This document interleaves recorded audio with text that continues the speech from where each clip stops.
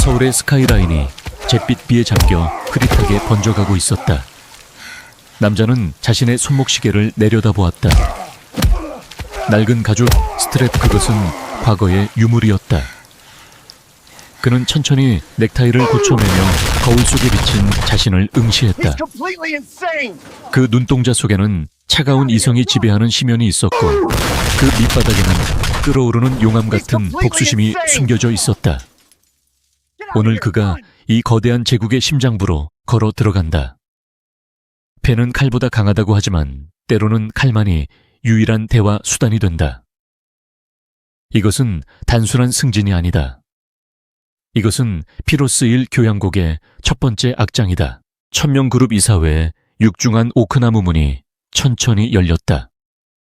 완벽하게 기름칠된 경첩 소리가 마치 깊은 잠에 빠진 괴물의 한숨처럼 미세하게 울려 퍼졌다. 한진우가 안으로 들어섰다. 빠르지도 느리지도 않은 걸음걸이. 대리석 바닥을 밟는 그의 구두 소리는 규칙적이고 냉철했으며 묵직한 위압감을 뿜어내고 있었다. 회의실의 공기는 순식간에 얼어붙었다. 그룹의 경제적 혈맥을 쥐고 있는 12명의 이사들이 하던 일을 멈추었다. 그들의 시선은 수작업으로 재단된 한치의 오차도 없는 검은 수트를 입은 젊은 남자에게 쏠렸다. 각진 얼굴, 얇은 금속태, 안경 너머로 보이는 깊은 흑안. 헤이 얀은 지적인 분위기를 풍겼지만 동시에 수술용 메스처럼 날카로웠다. 상석에 앉아있던 최태성 초의 명예회장의 외아들이 책상 위에 다리를 올린 채 비싼 만년필을 빙글빙글 돌리고 있었다. 입가에 걸린 비릿한 미소는 노골적인 경멸을 담고 있었다. 오셨군, 천재 신임 CEO 나리. 태성의 목소리는 아침 9시임에도 불구하고 술기운이 배어 웅얼거렸다. 그가 서류 뭉치를 번쩍이는 테이블 위로 내던지자 정막을 깨는 날카로운 파열음이 울렸다. 빈민가 출신이라 들었는데 아버지가 길바닥에서 객사한 운전기사 나부랭이였다지. 천한 피가 흐르는 놈이 이 자리에 앉다니 참 세상 재밌어. 주변에서 웅성거리는 소리가 들려왔다. 난초한 눈빛들, 입을 가린 채 새어나오는 조소들. 하지만 진우의 표정은 미동조차 없었다. 그는 침착하게 테이블 반대편 태성과 정면으로 마주보는 빈 의자로 걸어가 가죽 가방을 내려놓았다. 천천히 잠금을 풀고 두툼한 서류 뭉치를 꺼냈다. 초의 부회장님. 진우의 목소리는 낮고 울림이 있었으며 일말의 떨림이나 분노도 섞여 있지 않았다. 그는 안경을 가볍게 치켜 올렸다. 지난 분기 재무제표에 따르면 부회장님께서 직접 지휘하신 벤처투자본부는 3천억 원의 손실을 냈습니다. 또한 지난주 부회장님의 음주운전 스캔들로 인해 1000명 그룹의 주가가 7%나 하락했더군요.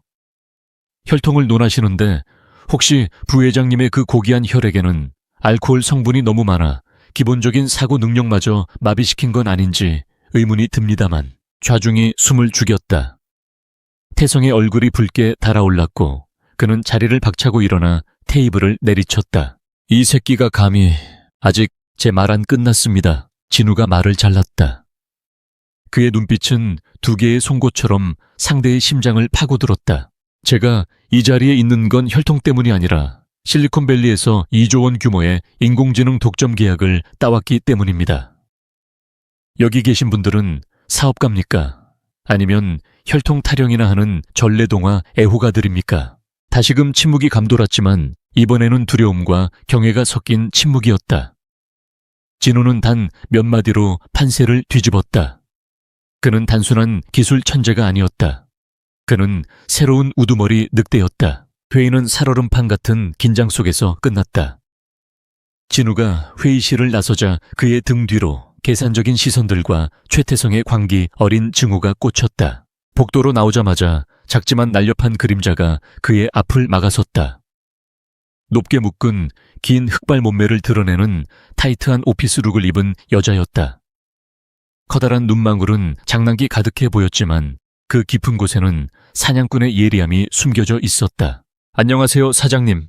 여자가 고개를 갸웃하며 짐짓 밝은 미소를 지었다. 다분히 가식적인 미소였다. 신임 법무팀장 이민지입니다. 최 회장님께서 사장님을 전력으로 보좌하라고 하셨거든요.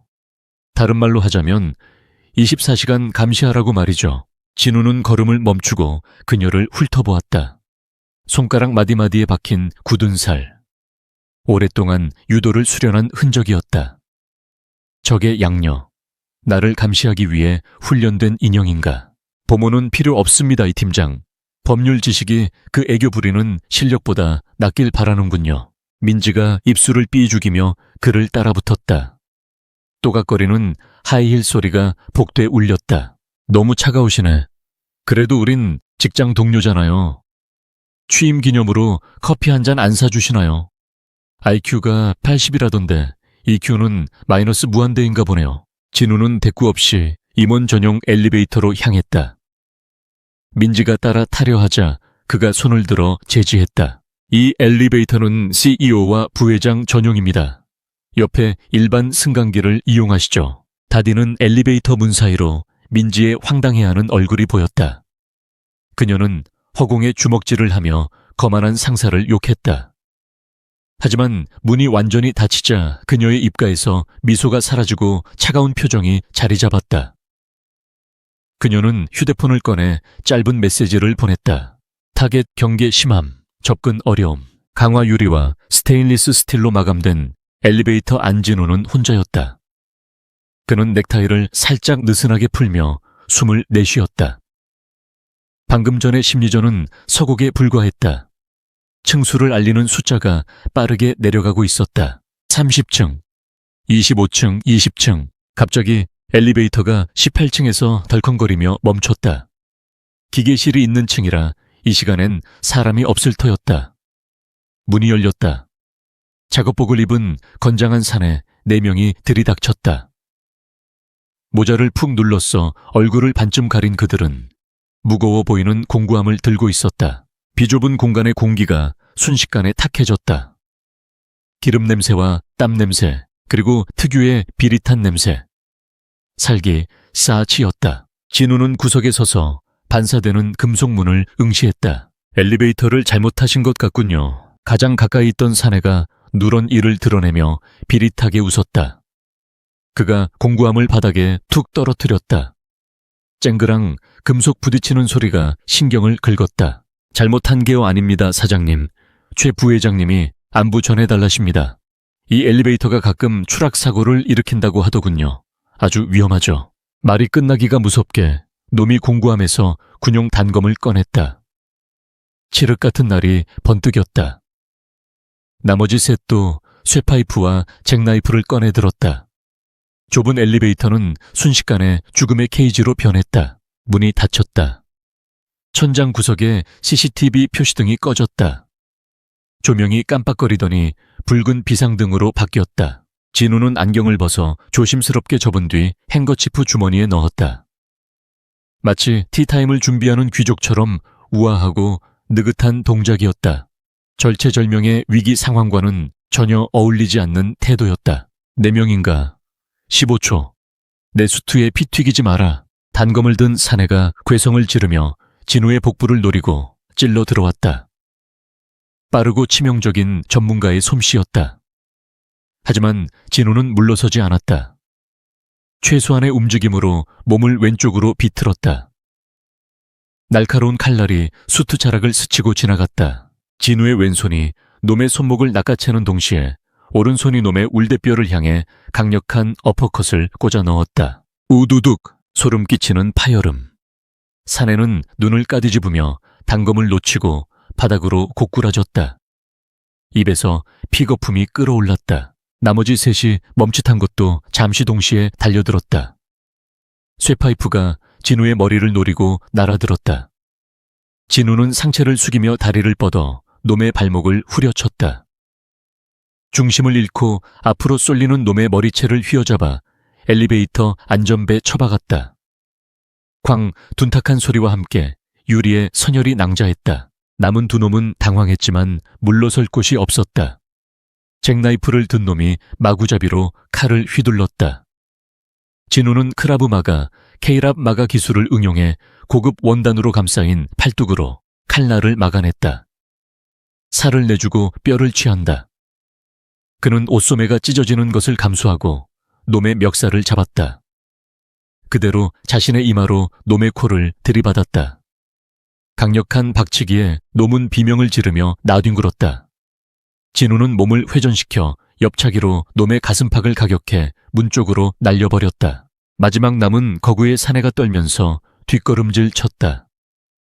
이런 싸움은 본 적이 없었다. 군더더기 하나 없는 동작, 마치 살인을 위해 프로그래밍된 기계처럼 잔혹하고 정확했다. 진우가 다가가 흐트러진 셔츠 깃을 바로 잡았다. 초해태성한테 전해 다음엔 좀 더 비싼 놈들로 쓰라고. 거구가 공포에 질려 주먹을 휘둘렀다. 진우는 고개를 까닭해 가볍게 피한 뒤 놈의 팔을 잡아 등 뒤로 꺾어버렸다. 관절이 탈구되는 끔찍한 소리가 울렸다. 그는 놈을 바닥에서 신음하는 동료들 위로 밀어 던졌다. 딩! 지하 1층 도착 알림음. 붉은 조명이 꺼지고 하얀 형광등이 다시 들어왔다.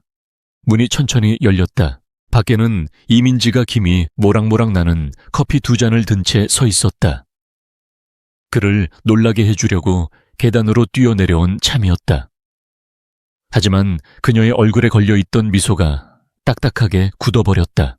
눈앞의 광경은 그 어떤 액션 영화보다 처참했다. 건장한 사내 넷이 피웅덩이 속에서 짐짝처럼 포개져 신음하고 있었다. 바닥에는 흉기들이 널브러져 있었다. 그리고 그 아수라장 한가운데에 한진우가 서 있었다. 그는 다시 안경을 꺼내 쓰고 있었다. 땀 한 방울 흘리지 않은 냉막한 얼굴. 소매의 작은 찢어짐만이 유일한 격투의 흔적이었다. 안경 너머 그의 눈빛이 번뜩이자 유단자인 민지조차 등골이 서늘해짐을 느꼈다. 진우는 쓰러진 놈들을 넘어 엘리베이터를 빠져나왔다. 멍하니 서 있는 민지 앞에서 걸음을 멈췄다. 그가 상체를 숙여 그녀의 귓가에 속삭였다. 남성적인 향수 냄새와 비릿한 피 냄새가 묘하게 섞여 위험한 분위기를 자아냈다. 케오피는 봤죠. 하지만 다음부턴 보는 눈을 조심해요, 이 팀장. 이 회사에서 호기심은 연간실로 가는 지름길이니까. 그는 그녀의 손에서 커피를 낚아채듯 가져가더니 대기하고 있던 검은색 세단을 향해 유유히 걸어갔다. 민지는 심장이 터질 듯 요동치는 것을 느끼며 그 자리에 못 박힌 듯 서 있었다. 그녀는 엘리베이터 안을 한 번, 그리고 멀어지는 그의 고독한 등을 한 번 바라보았다. 저 사람 도대체 정체가 뭐야? 민지가 중얼거렸다. 무의식 중에 주먹을 꽉 쥐었다.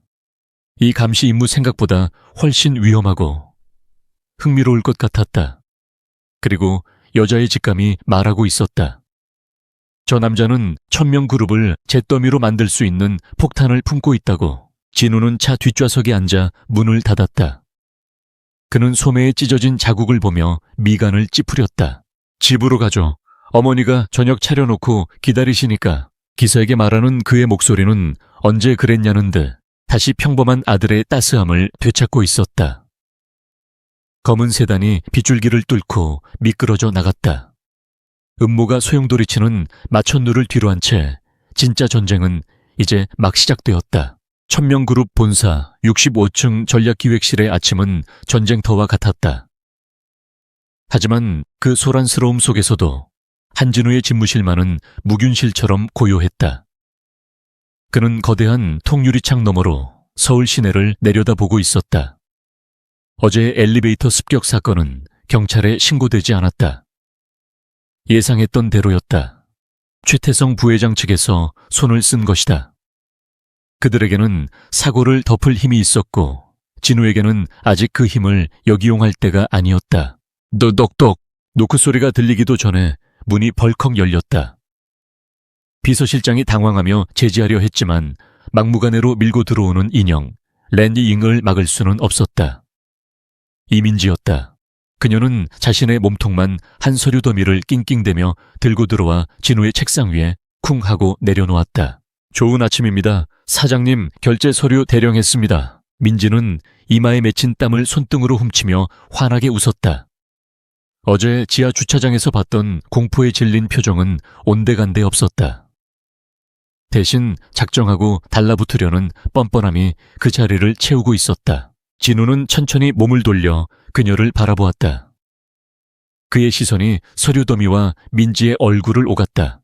이 팀장 노크라는 예절을 유치원에서 배우지 못했습니까? 그리고 법무팀장이 왜 기획실 결제 서류를 직접 배달하죠? 아잉 사장님도 참. 민지가 몸을 베베꼬며 콧소리를 섞었다. 그녀의 필살기인 애교 작전이었다. 최 회장이 그녀에게 내린 지령은 간단했다. 놈의 일거수일투족을 감시해라. 밥을 몇 숟가락 먹는지, 화장실은 몇 번 가는지까지 보고해. 그러기 위해서는 철판을 깔아야 했다. 비서실 분들이 너무 바빠 보이셔서 제가 도와드린 거죠. 그리고 법률 검토가 필요한 안건들이라 제가 직접 설명해 드리는 게 효율적이지 않겠어요. 제가 또 설명을 기가 막히게 잘하거든요. 진우는 미간을 살짝 찌푸렸다. 그녀의 연기는 훌륭했지만 눈동자 속에는 묘한 긴장감이 서려 있었다. 그녀는 지금 탐색전을 벌이고 있는 것이다. 어제 자신이 보여준 무력, 우리에 대한 의구심을 풀기 위해. 효율이라 진우가 책상으로 걸어와 앉았다. 그는 만년필을 집어들었다. 좋습니다. 3분 드립니다. 이 산더미 같은 서류 중에서 가장 시급한 안건이 뭔지, 법률적 리스크는 무엇인지 브리핑해보세요. 만약 3분 안에 납득시키지 못하면 이 서류들과 함께 1층 로비 밖으로 날려 보내드리겠습니다. 민지의 눈이 동그랗게 커졌다.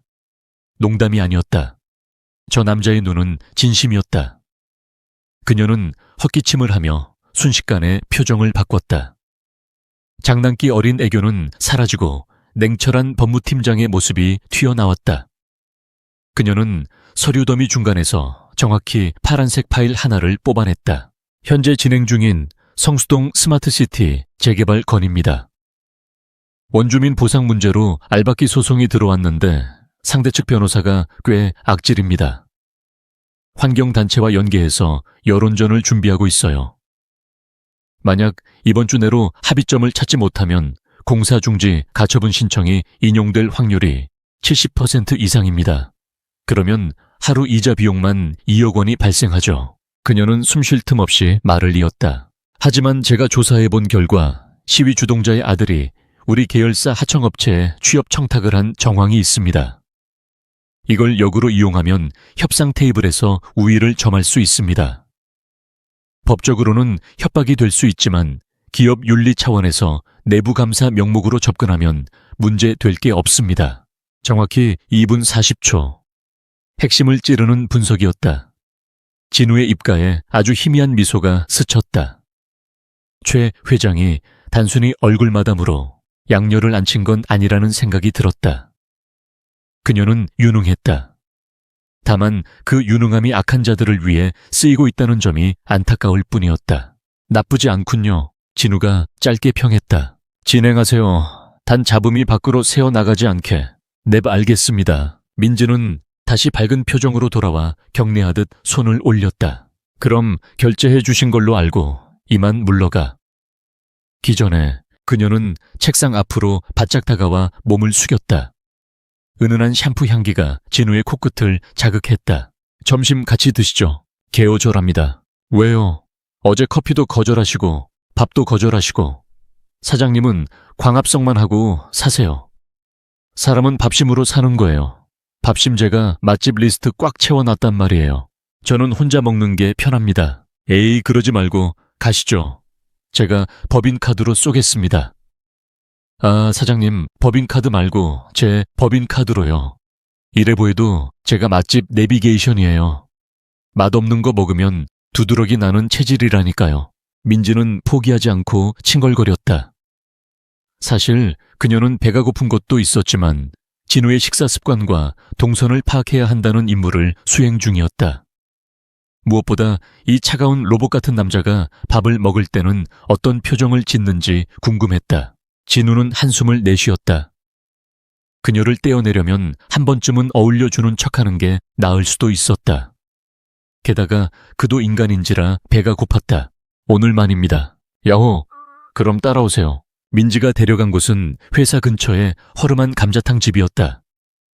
최고급 이탈리안 레스토랑이나 세우시 오마카세를 예상했던 진우는 낡은 간판과 시끌벅적한 실내 분위기에 잠시 멈칫했다. 점심시간이라 넥타이를 푼 직장인들로 가득 차 있었다. 여기 감자탕이 서울에서 제일 맛있어요. 이모님, 여기 자 같은 중자 하나 주세요. 볶음밥도 미리 예약이요. 민지는 익숙하게 구석 자리를 잡고 앉아 앞치마를 둘렀다. 진우는 먼지가 묻지 않았는지 의자를 꼼꼼히 살핀 후 조심스럽게 자켓을 벗어 걸어두고 앉았다. 완벽한 수트 차림의 그가 붉은 국물이 튀는 앞치마를 두르자 묘한 부조화가 발생했다. 사장님, 이런데 처음 와보시죠? 민지가 숟가락과 젓가락을 휴지 위에 가지런히 놓아주며 물었다. 어릴 때는 자주 왔었습니다. 진우의 눈빛이 잠시 흐려졌다. 아버지는 운전 일을 마치고 돌아오면 항상 뼈 해장국 한 그릇을 사오곤 했다. 어린 진우에게 그 국물 맛은 세상에서 가장 맛있는 저녁이었다. 어머, 의외네요. 금수저 물고 태어나서 스테이크만 썰었을 줄 알았는데 사람을 겉모습으로 판단하는 건 변호사로서 좋은 습관이 아닙니다. 곧이어 산더미처럼 쌓인 감자탕이 나왔다. 보글보글 끓어오르는 붉은 국물과 큼직한 등뼈, 그리고 그 위에 수북이 쌓이는 깨짓과 들깨가루. 민지의 눈이 반짝였다. 그녀는 익숙한 솜씨로 뼈를 발라내기 시작했다. 자, 드세요. 이게 진짜 보약이라니까요. 민지는 체면이고 모구 없이 뼈를 손으로 잡고 뜯기 시작했다. 입가에 국물이 묻는 것도 신경 쓰지 않았다. 오물오물 씹으면서도 하는 감탄사를 연발했다. 요리는 할 줄 모르지만 먹는 것엔 진심인 그녀였다. 진우는 잠시 그녀를 멍하니 바라보았다. 회사에서는 날카로운 발톱을 숨긴 고양이 같더니 밥상 앞에서는 영락없는 강아지 같았다. 그는 젓가락으로 살코기를 집어 입에 넣었다. 익숙하고 그리운 맛이 혀를 감쌌다. 긴장했던 어깨가 조금은 풀리는 기분이었다. 맛있죠? 그렇죠. 민지가 기대에 찬 눈빛으로 물었다. 나쁘지 않군요. 진우는 짧게 대답했지만 젓가락질은 멈추지 않았다. 식사가 중반쯤 접어들었을 때였다. 식당 TV에서 뉴스 속보가 흘러나왔다. 천명그룹 최태성 부회장, 벤처기업 기술 탈취 의혹 전면 부인, 검찰 소환 조사 불응. 식당 안이 웅성거렸다. 옆 테이블의 회사원들이 욕설을 섞어가며 최태성을 비난했다. 저런 놈들은 콩밥을 먹어야 해. 지 아비 믿고 설치는 거지. 천명그룹도 이제 끝물 아니냐. 새로운 CEO도 바지 사장이라던데. 민지의 젓가락질이 멈췄다. 그녀의 표정이 어두워졌다. 그녀에게 최 회장과 최태성은 가족이었다. 비록 입양된 딸이었지만 고아원에서 자신을 거둬주고 키워준 은혜는 태산과 같았다. 하지만 마음 한구석에는 항상 의구심이라는 가시가 박혀 있었다. 아버지가 하는 일들이 과연 정의로운가? 진우는 민지의 표정, 변화를 놓치지 않았다. 가족 욕을 들으니 밥맛이 떨어집니까? 진우의 돌직구에 민지가 고개를 들었다. 가족이니까요. 비록 피는 안 섞였지만 피보다 진한 게 돈이라고들 하죠. 이 바닥에서는. 말씀이 지나치시네요. 회장님은 저를 친딸처럼 키워주셨어요. 신딸이라. 그렇다면 왜 당신을 법무팀에 앉혔을까요? 당신의 재능을 사랑해서, 아니면 더러운 일을 처리해줄 믿을 만한 장기말이 필요해러. 심이사. 민지는 반박하려 했지만 말문이 막혔다. 그녀도 알고 있었다.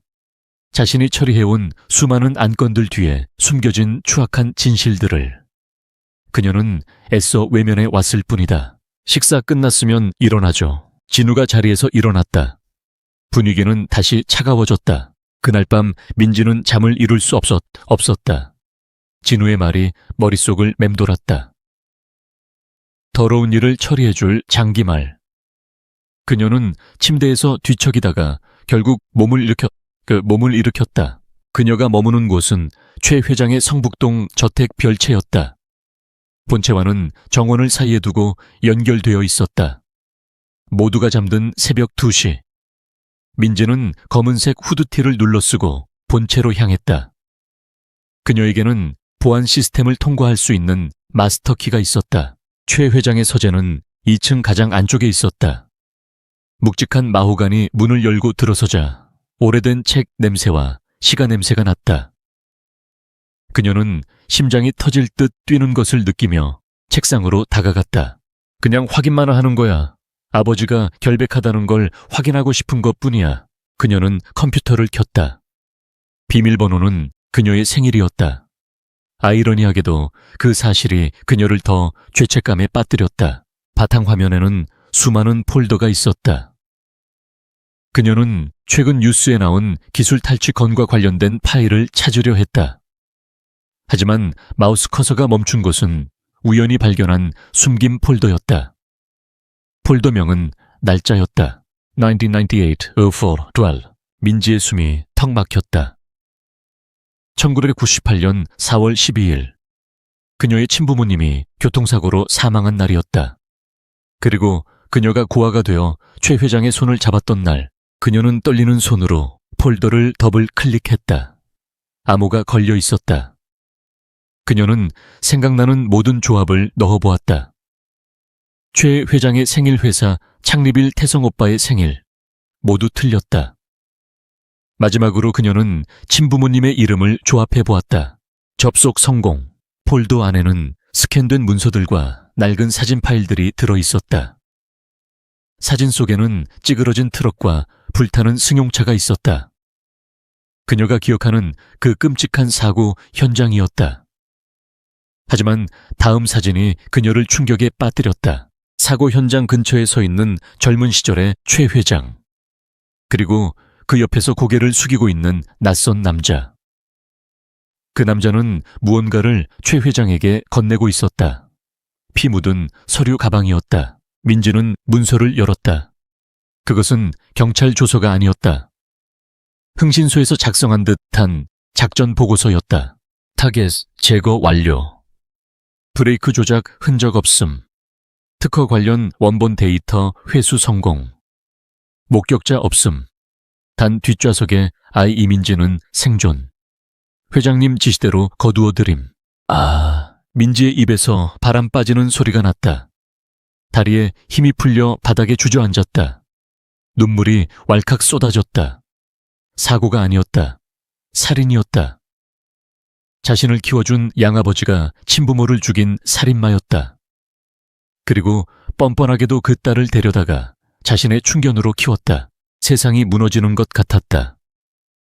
그녀가 믿어왔던 모든 사랑과 헌신이 사실은 죄악을 덮기 위한 위선이었다는 사실에 구역질이 올라왔다. 그때 책상 위에 전화기가 울렸다. 내부 인터폰이었다. 깜짝 놀란 민지는 입을 틀어막았다. 이 시간에 누구지 발신자는 보안실이 아니었다. 발신자 표시에 뜬 이름은 소름 끼치게도 익숙했다. 한진우. 민지는 떨리는 손으로 수화기를 들었다. 여보세요. 수화기 너머에서 진우의 차분한 목소리가 들려왔다. 마치 바로 옆에서 속삭이는 것처럼 선명했다. 판도라의 상자를 열었군요, 이민지 씨. 당신, 어떻게... 당신이 접속한 그 네트워크.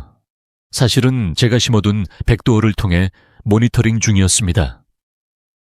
저는 최 회장의 비밀 장부를 찾고 있었는데 당신이 먼저 더 흥미로운 걸 찾은 것 같군요. 진우의 목소리에는 동정인지 아니면 냉소인지 모를 감정이 섞여 있었다. 지금 당장 거기서 나오십시오.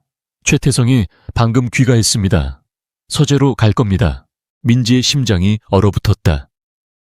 밖에서 자동차 엔진 소리가 들렸다. 이어서 현관문이 열리는 소리, 묵직한 발걸음 소리가 계단을 올라오고 있었다. 오른쪽 책장. 두 번째 칸 파란색 책을. 당기세요. 비밀 금고가 아니라 비상 통로가 나올 겁니다. 그곳은 예전에 저택을 지을 때 설계도에 없던 공간입니다. 당신 말을 어떻게 믿죠? 믿지 않으면 죽습니다. 선택은 당신 몫입니다. 10초 남았습니다. 발걸음 소리가 문 앞까지 다가왔다. 손잡이가 돌아가는 소리가 들렸다. 민지는 본능적으로 몸을 날렸다. 파란색 책을 잡아당기자 책장이 소리 없이 회전하며 좁은 공간이 드러났다. 그녀가 몸을 숨기고 책장이 다시 닫히는 순간 서재 문이 열렸다. 뭐야, 불이 왜 켜져 있어? 술에 취한 태성의 목소리가 들렸다. 민지는 어둠 속에서 입을 막고 숨을 죽였다.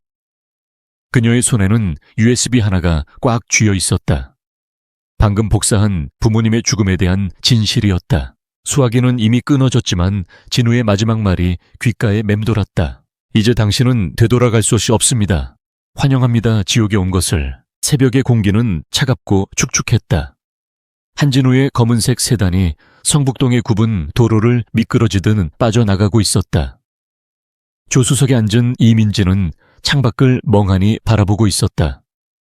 그녀의 손에는 여전히 그 USB가 쥐어 있었다. 마치 생명줄이라도 되는 것처럼 하얗게 질린 손가락 관절이 도드라져 보였다. 어디로 가는 거죠? 한참 만에 민지가 입을 열었다. 목소리는 갈라져 있었다. 안전한 곳. 진우는 짧게 대답하며 핸들을 꺾었다. 당신은 모든 걸 알고 있었군요. 우리 부모님이 어떻게 돌아가셨는지, 최 회장이 어떤 인간인지. 추측은 확신이 될 수 없습니다. 증거가 필요했죠. 당신이 오늘 밤 그 증거를 찾아낼 거라는 확신은 있었습니다. 나를 이용했군요. 민지가 고개를 돌려 그를 노려보았다. 눈가에는 배신감과 분노, 그리고 슬픔이 뒤엉켜 있었다. 부인하지 않겠습니다. 진우의 목소리는 여전히 건조했다. 하지만 평소의 냉막함과는 다른 아주 미세한 떨림이 섞여 있었다. 그는 룸미러로 그녀를 잠시 바라보았다. 하지만 당신을 죽게 내버려둘 생각은 없었습니다. 그게 내 방식의 배려입니다. 배려하 웃기지도 않아. 당신은 내 인생이 송두리째 무너지는 걸 팝콘 먹으며 구경한 관객일 뿐이에요. 민지는 창문에 머리를 기대며 눈을 감았다. 더 이상 따질 기운도 없었다. 믿었던 아버지는 살인자였고 의지하려 했던 상사는 냉혈한 책략가였다. 그녀는 철저히 혼자였다. 다음 날 아침 천명그룹 본사 최태성 부회장의 집무실에서는 고성이 오가고 있었다. 바닥에는 값비싼 크리스털 위스키 잔이 산산조각이 나 흩어져 있었다. 네오는 도대체 머리통에 뭐가 들어있는 개냐 우동살이라도 들었어. 최 회장이 골프채를 휘두르며 고함쳤다. 태성은 소파에 웅크린 채 몸을 떨고 있었다. 한진우 그놈은 취임하자마자 실리콘밸리 계약을 따오고 주가를 방어하고 있어. 그런데 너는 술 처먹고 사고나 치고 뒤로 빼돌린 자금으로 한다는 게 고작 유령 회사에 투자해서 다 날려먹어. 아, 아버지, 그건 실수가 좀 있어서. 실수, 내 놈이 태어난 게 내 인생 최대의 실수다. 최 회장은 씩씩거리며 집무실을 나갔다. 문이 닫히자 태성의 눈빛이 순식간에 변했다. 비굴함은 사라지고 광기 어린 살에 샤이만이 남았다.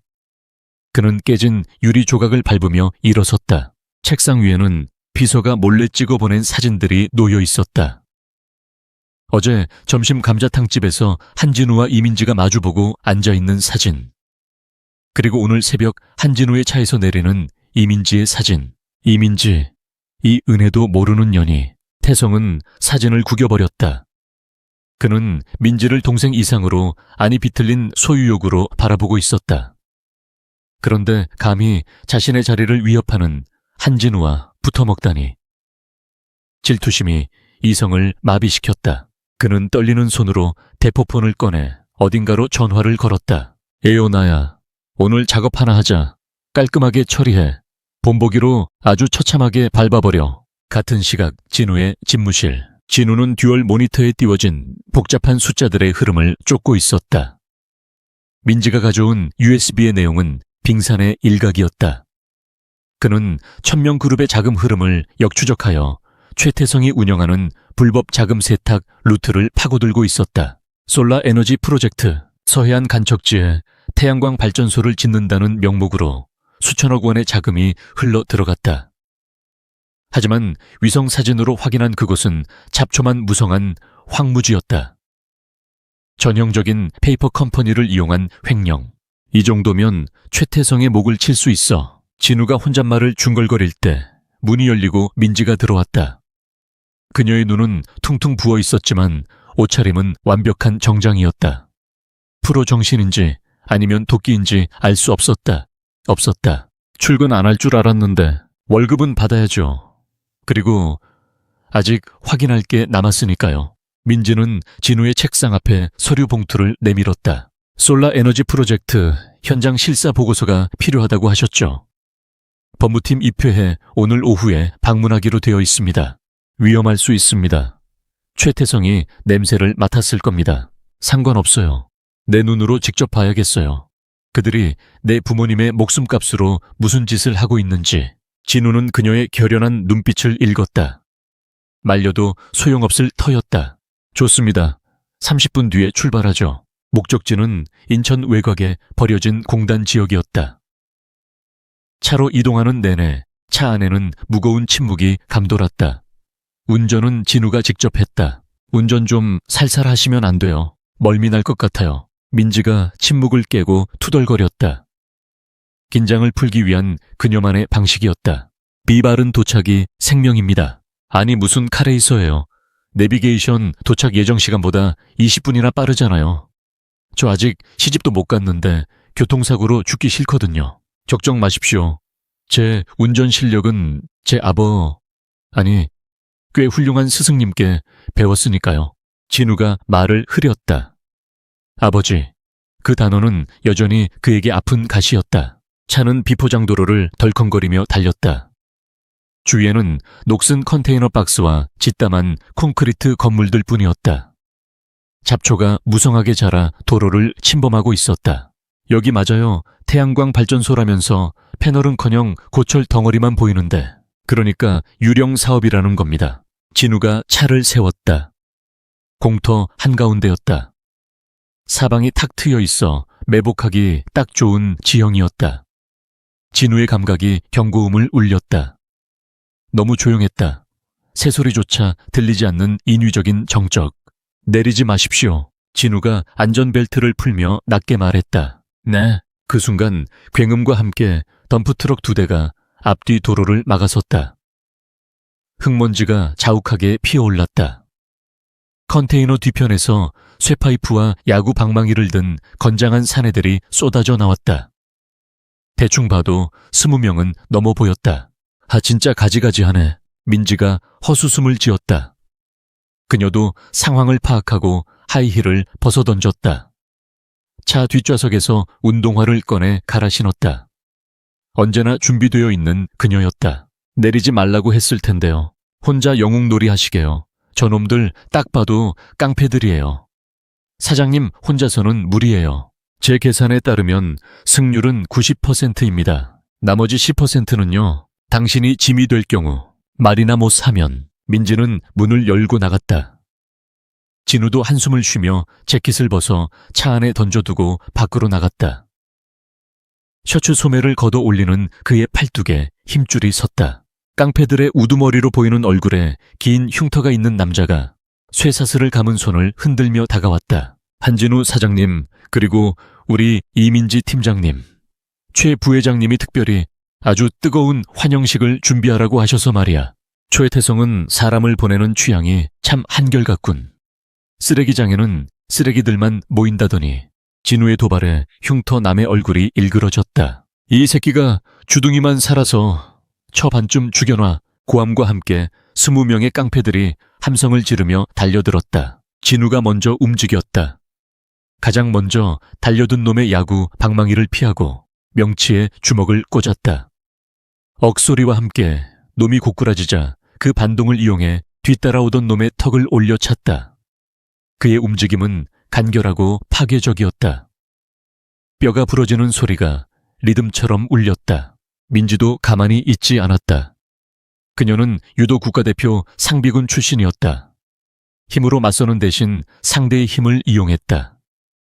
쇠파이프를 휘두르는 놈의 팔을 잡고 업어치기를 시전했다. 거구의 사내가 공중에서 원을 그리며 바닥에 매다 꽂혔다. 이압! 민지의 기합 소리가 쩌렁쩌렁 울렸다. 그녀는 바닥에 떨어진 놈의 팔을 꺾어 제압하고 곧바로 일어나 뒤에서 덮치는 놈의 멱살을 잡고 밧다리 걸기로 넘어뜨렸다. 나쁘지 않군요, 폼이. 진우가 등 뒤에서 다가오는 적을 팔꿈치로 가격하며 말했다. 칭찬은 나중에 해요. 민지가 방심한 사이 옆에서 튀어나온 놈이 강목으로 그녀의 어깨를 내리쳤다. 통증에 비틀거리는 순간 다른 놈이 칼을 꺼내 들고 그녀의 복부를 향해 찔러 들어왔다. 민지 씨, 진우의 눈이 커졌다. 그는 자신의 앞을 막고 있던 두 명을 무시하고 몸을 날렸다. 푹, 둔탁한 소리가 났다. 칼날은 민지의 배가 아니라 그녀를 감싸 안은 진우의 왼쪽 옆구리에 박혔다. 시간이 멈춘 것 같았다. 민지는 자신의 눈앞에 있는 진우의 얼굴을 멍하니 바라보았다. 고통으로 일그러진 표정하지만 눈빛만은 흔들리지 않고 있었다. 사장님. 진우는 이를 악물고 칼을 잡은 놈의 손목을 비틀어 꺾어버렸다. 놈의 비명소리가 들리기도 전에 박치기로 기절시켰다. 그는 옆구리에서 피가 흘러나와 흰 셔츠를 붉게 물들이는 와중에도 민지를 자신의 등 뒤로 숨겼다. 내 등 뒤에서 떨어지지 마. 그의 목소리는 낮게 으르렁거리고 있었다. 그것은 더 이상 비즈니스맨의 목소리가 아니었다. 짝을 지키려는 늑대의 울음소리였다. 피 냄새가 진우의 야성을 깨웠다. 그는 안경을 벗어 던졌다. 이제부터는 이성이 아닌 본능의 시간이었다. 다 죽여버리겠어. 진우가 피 묻은 손으로 넥타이를 거칠게 풀어 헤쳤다. 그의 눈동자가 붉게 충혈되었다. 그는 춤추듯 적들 사이를 파고들었다. 더 빠르고 더 잔혹해졌다. 놈들의 관절을 꺾고 급소를 가격했다. 깡패들이 공포에 질려 뒷걸음질 칠 정도였다. 진우는 고통조차 느끼지 못하는 사람처럼 움직였다. 마지막 남은 흉터남이 떨면서 뒷걸음질 쳤다. 고물 같은 새끼. 진우는 순식간에 거리를 좁혀 흉터남의 목을 한 손으로 들어 올렸다. 놈의 발이 허공에서 버둥거렸다. 전해라. 내 피 한 방울 땅 최태성의 뼈 하나씩이라고. 진우는 놈을 쓰레기처럼 집어던졌다. 상황이 정리되었다. 공터에는 신음하는 깡패들만이 널브러져 있었다. 진우는 거친 숨을 몰아쉬며 비틀거렸다. 옆구리의 상처가 꽤 깊었다. 사장님, 괜찮아요. 피가 너무 많이 나요. 민지가 울먹이며 달려와 그를 부축했다.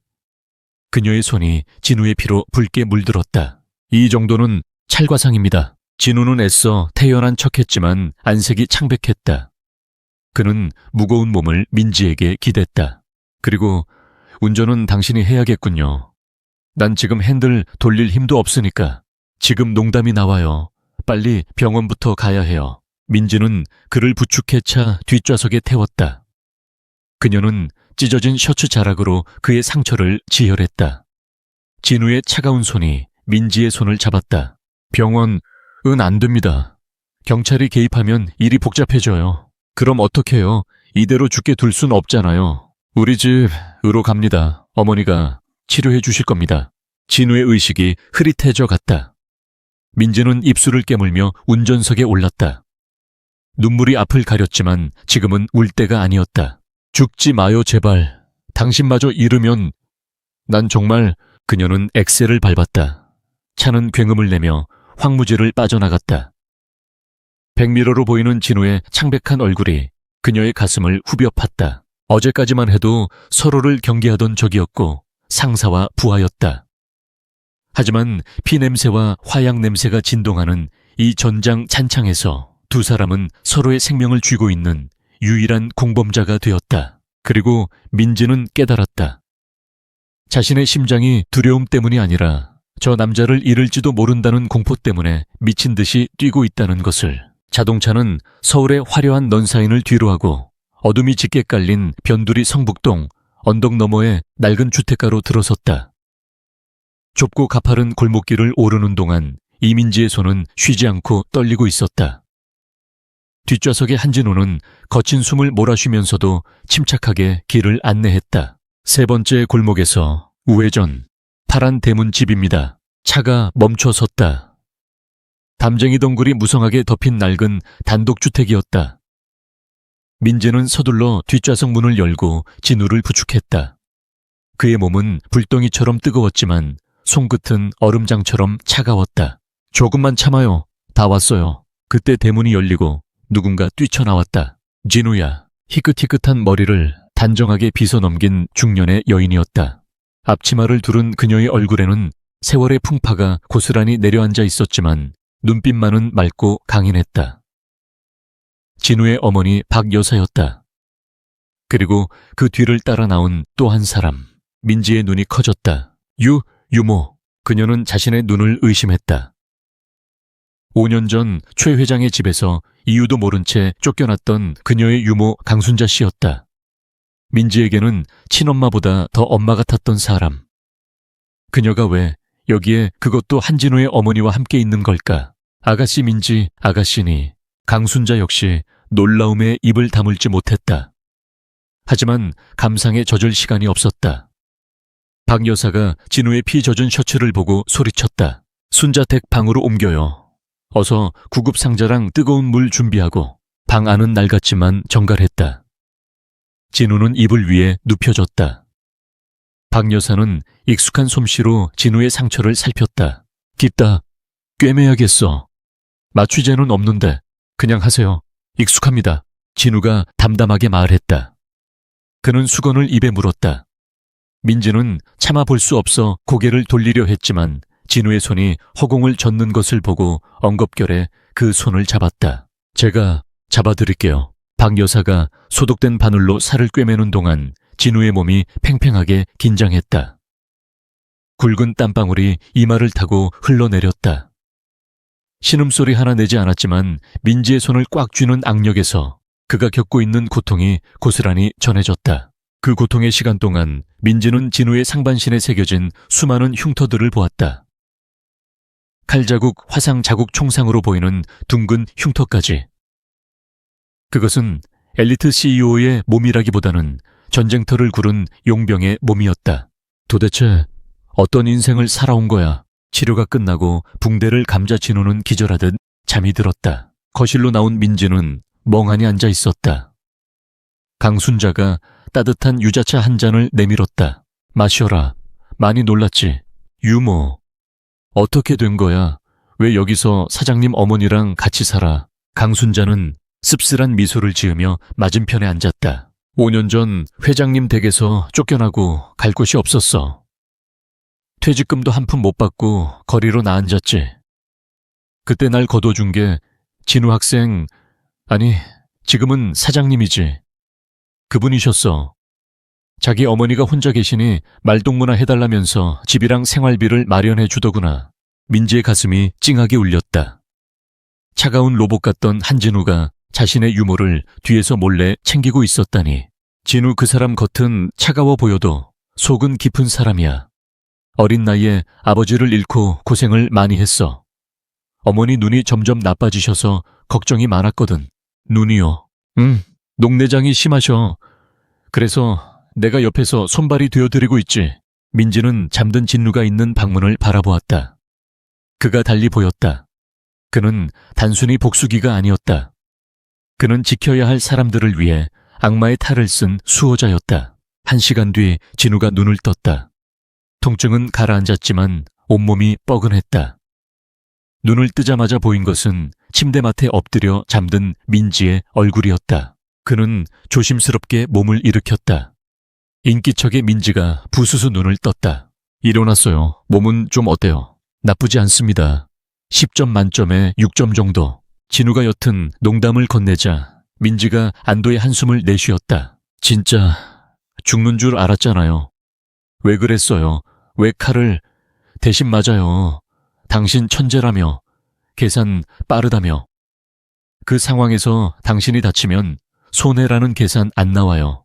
민지가 쏘아붙였지만 눈가에는 물기가 어려 있었다. 진우는 잠시 침묵하다가 입을 열었다. 계산했습니다. 네. 당신이 다쳤을 경우 내 작전에 차질이 생길 확률 30%, 당신이 죽었을 경우 내가 죄책감으로 미쳐버려서 복수를 망칠 확률 99%래. 그래서 내가 다치는 쪽이 가장 합리적인 선택이었습니다. 민지는 멍하니 그를 바라보다가 피식 웃음을 터뜨렸다. 뭐야, 그게 진짜 재수 없어. 근데 고마워요. 분위기가 조금 부드러워졌다. 진우는 침대 옆 탁자에 놓인 민지의 가방을 가리켰다. USB 확인했습니까? 민지의 표정이 순식간에 굳어졌다. 그녀는 고개를 끄덕이며 가방에서 USB를 꺼냈다. 그녀의 손끝이 다시 떨리기 시작했다. 봐왔어요. 사고가 아니었어요. 아버지가. 아니, 최 회장이 사주한 살인사건이었어요. 우리 부모님은 기술 특허를 지키려다 돌아가셨고 저는 원수의 손에 길러진 거예요. 민지는 고개를 숙였다. 눈물이 뚝뚝 떨어져 이불을 적셨다. 평생을 감사하며 살았어요. 은인이라고 생각했으니까. 그런데 그 모든 게 거짓이었다니. 나 자신이 너무 끔찍해요. 살인자의 딸 노릇을 하며 그 사람을 위해 법을 공부하고 그 사람의 죄를 덮어주며 살았다는 게. 진우는 말없이 손을 뻗어 민지의 어깨를 감싸 안았다. 서툰 위로였지만 그 온기는 진심이었다. 당신 잘못이 아닙니다. 당신도 피해자입니다. 한진우 씨, 민지가 눈물 젖은 얼굴로 고개를 들었다. 그 눈빛은 더 이상 나약한 소녀의 것이 아니었다. 복수심으로 불타오르는 전사의 눈빛이었다. 나도 낄래요. 당신의 그 피해 교향곡 나도 연주하게 해줘요. 최태성 그리고 최 회장 내 손으로 무너뜨릴 거예요. 진우는 그녀의 눈을 깊이 응시했다. 그리고 고개를 끄덕였다. 환영합니다 파트너. 밥 먹어라. 강순자의 목소리가 거실에서 들려왔다. 두 사람은 어색하게 방을 나왔다. 거실 한가운데 놓인 작은 교자상에는 소박하지만 따뜻한 밥상이 차려져 있었다. 김이 모락모락 나는 흰 쌀밥 푹 익은 김치찌개 계란말이 그리고 시금치 나물. 차린 건 없지만 많이들 들어. 우리 사장님은 피를 많이 흘렸으니 2그릇 먹고. 강순자가 밥그릇을 진우 앞으로 밀어주었다. 박 여사는 앞이 잘 보이지 않는 눈으로 더듬거리며 숟가락을 놓아주었다. 아가씨도 많이 들어요. 우리 진우가 입이 까다로워서 밖에서 밥은 잘 먹고 다니는지 모르겠네. 어머니, 저 잘 먹고 다닙니다. 교진말, 너 또 삼각김밥으로 때우고 다녔지. 내가 모를 줄 알아. 평범한 가정집의 저녁 식사 풍경. 재벌가의 화려한 만찬이나 살벌한 이사회 회의장과는 정반대의 공기였다. 민지는 숟가락을 들었지만 목이 메어 밥이 넘어가지 않을 것 같았다. 하지만 한 숟가락 뜨는 순간 따뜻한 밥알이 식도를 타고 내려가며 얼어붙었던 마음을 녹여주었다. 맛있어요. 정말 맛있어요, 유모. 민지는 울면서 밥을 먹었다. 진우도 묵묵히 찌개를 떠먹었다. 식사 도중 진우가 왼손으로 물컵을 집어들었다가 내려놓는 모습을 보던 강순자가 고개를 갸웃거렸다. 가만 보면 우리 사장님은 참 신기해. 뭐가요? 민지가 물었다. 물컵을 내려놓을 때 꼭 새끼손가락으로 바닥을 한번 톡 치고 내려놓거든.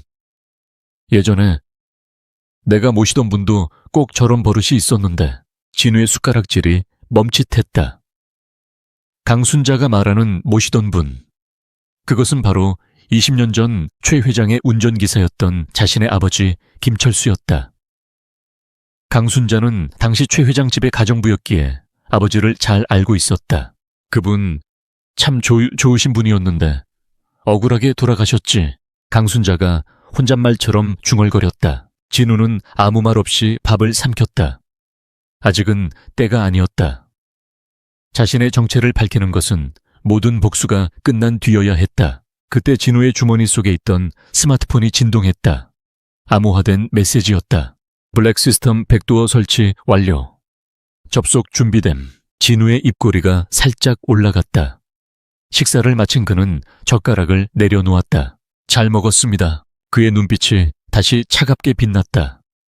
따뜻한 휴식은 여기까지였다. 이제 적의 심장부를 도려낼 시간이었다. 이민지 씨, 진우가 민지를 불렀다. 밥심 챙겼으면 일하러 가야죠. 오늘 밤 1000명 그룹의 금고를 털 겁니다. 민지가 눈물을 닦고 결연한 표정으로 숟가락을 내려놓았다. 준비됐어요. 털어보죠, 그 더러운 돈. 창밖에는 비가 그치고 구름 사이로 서늘한 달빛이 비치고 있었다. 낡은 주택의 작은 방에서 거대한 제국을 무너뜨릴 2개의 칼날이 날카롭게 벼려지고 있었다. 심야의 1000명 그룹 본사 데이터 센터. 거대한 서버렉들이 내뿜는 운궁거리는 기계음만이 정적을 채우고 있었다. 붉은색과 파란색 LED 불빛이 깜빡이며 어둠 속에서 춤을 췄다. 그곳은 0과 1로 이루어진 또 다른 우주였고 오늘 밤 그 우주의 질서가 무너지려 하고 있었다. 한진우와 이민지는 메인 서버실 앞 보안 게이트에 서 있었다. 이 문을 열면 더 이상 돌이킬 수 없습니다. 이민지 법무팀장으로서의 삶은 끝납니다. 진우가 나직이 경고했다. 그는 검은색 후드티를 입고 노트북 가방을 맨 채였다. 민지는 결연한 표정으로 고개를 끄덕였다. 그녀는 떨리는 손으로 자신의 사원증을 리더기에 대고 홍채 인식기에 눈을 갖다 대었다. 인증되었습니다. 환영합니다, 이민지 팀장님.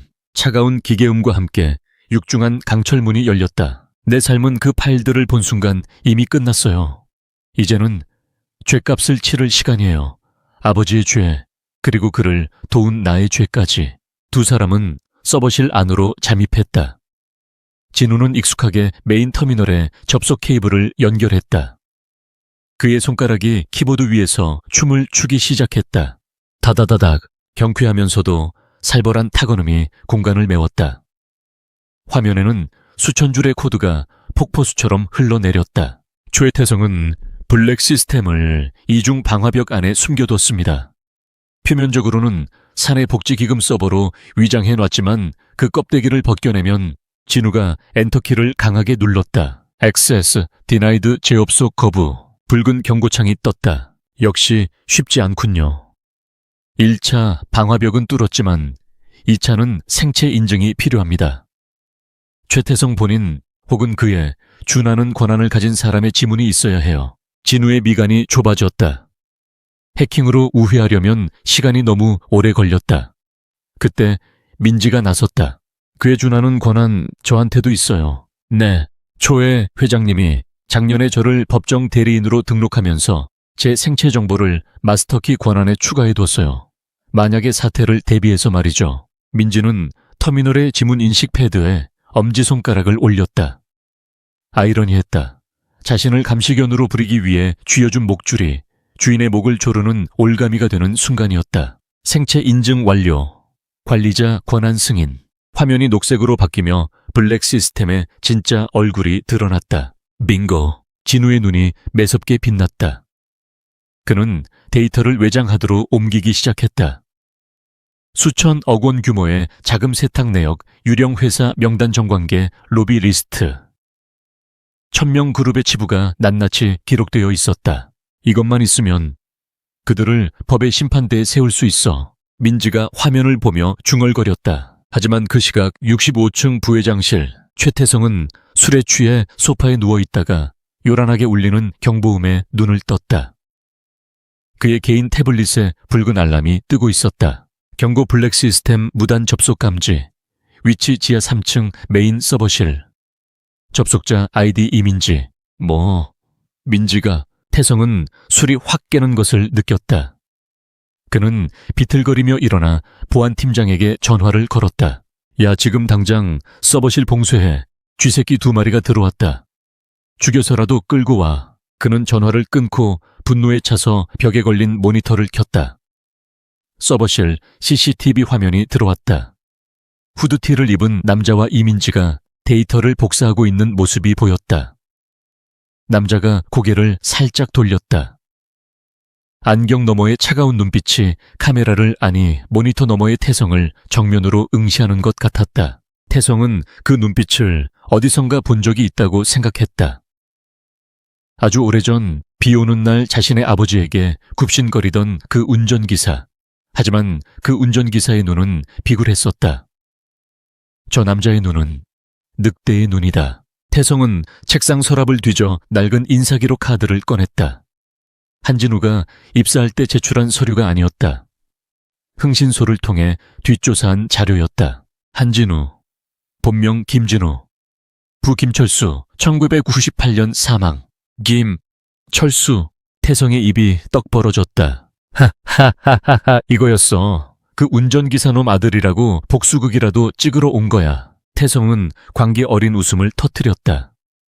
하지만 곧이어 그의 얼굴이 악마처럼 일그러졌다. 그는 다시 전화기를 들었다. 이번에는 보안팀이 아니었다. 그가 부리는 어둠의 해결사들이었다. 타겟 변경이다. 회사 지하가 아니라 놈의 아킬레스건을 친다. 성북동 그 낡은 주택, 그래, 거기에 있는 늙은 여자 둘, 당장 잡아와. 목사 완료. 한드파. 진우가 외장 하드를 뽑아 주머니에 넣었다. 가시죠. 보안팀이 내려오고 있을 겁니다. 두 사람은 비상구를 향해 달렸다. 아니나 다를까 엘리베이터 문이 열리며 무장한 보안 요원들이 쏟아져 나왔다. 여기서 무시하고 뛰어. 진우는 민지의 손목을 잡고 계단을 뛰어 올랐다. 지하 3층에서 1층 로비까지 숨가쁜 추격전이 벌어졌다. 진우는 추격해오는 요원들을 향해 소화기를 분사해 시야를 가리고 방화벽 셔터를 강제로 내려 퇴로를 차단했다. 겨우 로비 밖으로 빠져나온 두 사람은 숨을 몰아쉬며 미리 준비해둔 채 올라탔다. 성공했어요. 우리가 해냈다고요. 민지가 흥분해서 소리쳤다. 그녀의 손에는 1000명 그룹을 무너뜨릴 핵폭탄이 들려 있었다. 진우도 안도의 한숨을 내쉬며 시동을 걸었다. 이제 경찰청으로 갑니다. 이 증거들이면 구속영장은 확실합니다. 차가 도로를 질주했다. 승리의 기쁨이 차 안을 가득 채웠다. 하지만 그 기쁨은 오래가지 못했다. 징. 진우의 휴대폰이 울렸다. 발신자 제한 표시. 불길한 예감이 등줄기를 타고 흘렀다. 여보세요? 수화기 너머에서는 침묵만이 흘렀다. 그리고 잠시 후 익숙하고도 끔찍한 목소리가 들려왔다. 대단하더군 김진우. 아니, 기사 양반 아들내미 최태성이었다. 진우의 표정이 굳어졌다. 원하는 게 뭐냐? 원하는 거 내 물건 돌려받아야지. 내 놈이 훔쳐간 내 돈줄. 데이터는 이미 경찰청 서버로 전송 중이다. 넌 끝났어. 진우가 거짓말로 승부수를 띄웠다. 하지만 태성은 비릿하게 웃었다. 그럴까? 과연 네가 이 영상을 보고도 그런 소리가 나올까? 디다이링. 영상 메시지가 도착했다. 진우는 운전하면서 곁눈질로 화면을 확인했다. 그리고 급브레이크를 밟았다. 타이어 타는 냄새와 함께 차가 도로 한복판에 멈췄다. 민지가 놀라서 물었다. 왜 그래요? 무슨 일이에요? 진우는 대답 대신 떨리는 손으로 휴대폰을 민지에게 보여주었다. 영상 속 배경은 성북동 집 거실이었다. 난장판이 된 집안. 그리고 화면 중앙에는 두 여자가 청테이프로 입이 막히고 손발이 묶인 채 무릎 꿇려 있었다. 박 여사와 강순자였다. 흉악하게 생긴 사내들이 그녀들의 머리에 총구를 겨누고 있었다. 애엄마, 유모. 민지가 비명을 지르며 입을 틀어막았다. 영상 속 강순자는 공포에 질려 눈물을 흘리고 있었고 앞이 잘 보이지 않는 박 여사는 허공을 향해 고개를 젓고 있었다. 태성의 목소리가 다시 들려왔다. 들리지? 내 어미랑 저 배신자 년의 유모. 지금 아주 오붓하게 내 별장 창고에 와 있어. 1시간 주겠다. 인천항 제3부두 8번 창고로 와라. 혼자서. 그리고 원본 데이터 가져와.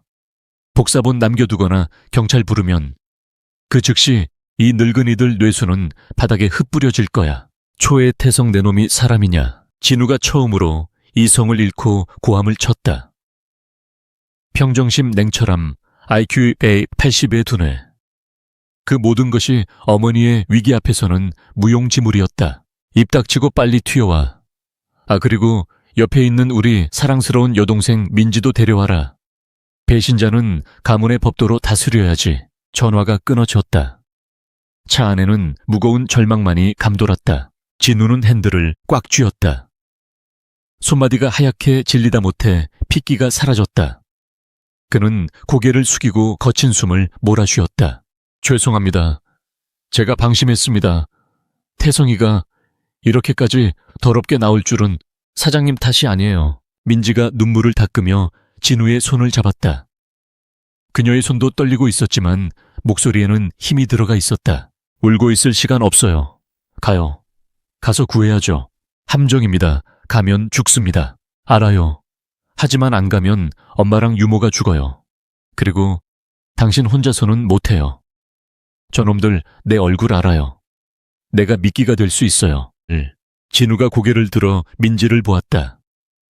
그녀의 눈빛은 확고했다. 더 이상 보호받아야 할 대상이 아니었다. 그녀는 목숨을 건 파트너였다. 진우는 깊게 심호흡을 했다. 차가운 이성이 다시 돌아오고 있었다. 하지만 이번 이성은 계산을 위한 것이 아니었다.